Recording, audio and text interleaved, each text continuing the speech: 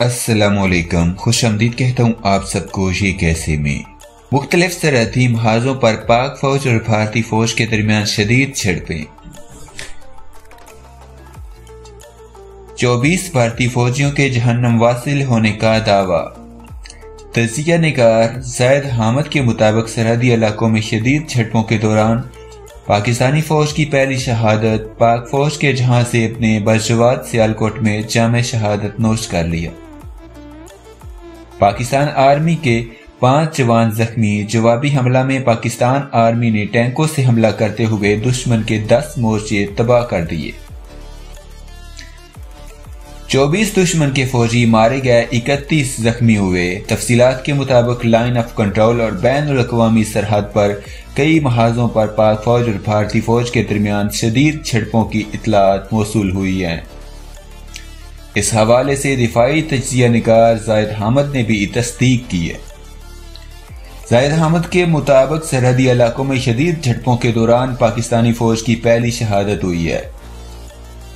پاک فوج کے جہاز زیب نے بجواد سیالکوٹ میں جامع شہادت نوش کر لیا ہے، جبکہ پاکستان آرمی کے 5 جوان زخمی ہوئے ہیں۔ جوابی حملہ میں پاکستان آرمی نے ٹینکوں سے حملہ کرتے ہوئے دشمن کے 10 مورچے تباہ کر دیے۔ اس جوابی حملے میں دشمن کے 24 فوجی مارے گئے اور 31 زخمی ہوئے۔ زاہد حامد کی جانب سے سرحدی علاقوں میں جھڑپوں کی ایک ویڈیو بھی شیئر کی گئی ہے۔ دوسری جانب پاکستانی حدود کی خلاف کے بعد بھارت پر پاکستانی فوج کا خوف طاری ہو گیا ہے۔ پاکستان کے جوابی حملے کے پیش نظر LOC کے قریبی گاؤں اور آبادی کو خالی کرانا شروع کر دیا ہے۔ بھارت کے نزدیک پاکستانی ایئر فورس کسی بھی وقت جوابی کارروائی کر سکتی ہے۔ یہ بھی اطلاعات موصول ہوئی ہیں کہ پاک فوج کے متوقع جوابی حملے سے بھارتی فوج پر خوف طاری ہو گیا ہے۔ سرحدی علاقوں میں چیک پوسٹوں سے کئی بھارتی فوجی خوفزدہ ہو کر اپنی چیک پوسٹیں خالی چھوڑ کر فرار ہو گئے ہیں۔ دوسری جانب بھارتی میڈیا کے مطابق بھارتی پنجاب سے خبریں آ رہی ہیں کہ بھارت نے پاکستان سے ملحقہ LOC کے علاقوں کو خالی کروانا شروع کر دیا ہے۔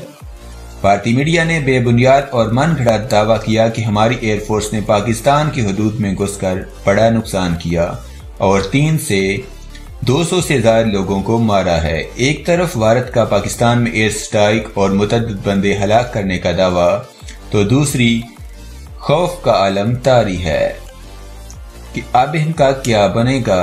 بھارتی میڈیا کا کہنا ہے کہ پاکستان کے جوابی حملے کے پیش نظر LOC کے قریبی گاؤں اور آبادی کو خالی کروانا شروع کر دیا ہے۔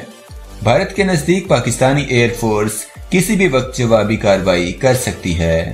دوسری جانب وزیر خارجہ شاہ محمود قریشی نے کہا ہے کہ قومی سلامتی کمیٹی نے بالاکوٹ کے قریب مبینہ دہشت گردی کیمپ کو ٹارگٹ کرنے کا دعویٰ مسترد کر دیا ہے۔ انہوں نے کہا کہ بھارت کا کیمپ میں بڑی تعداد میں ہلاکتوں کا دعویٰ بھی بے بنیاد ہے۔ پاکستان وقت اور جگہ کا انتخاب کر کے جوابی کارروائی کرے گا۔ وزیر اعظم نے کل نیشنل کمانڈ اتھارٹی اور پارلیمنٹ کا خصوصی اجلاس طلب کر لیا ہے۔ اجلاس میں آئندہ کلائے عمل مرتب کیا جائے گا۔ وزیر خارجہ نے پریس کانفرنس کرتے ہوئے ایک سوال پر واضح کیا کہ بتایا کہ پاکستانی ملٹری یا سیاسی لیڈرشپ کا کام ہے کہ ہندوستان کی کارروائی پر کب، کیسے اور کس نوعیت سے جواب دینا ہے۔ یہ لیڈرشپ کا ٹیسٹ ہے۔ ہمارا مقصد انتشار پھیلانا نہیں ہے۔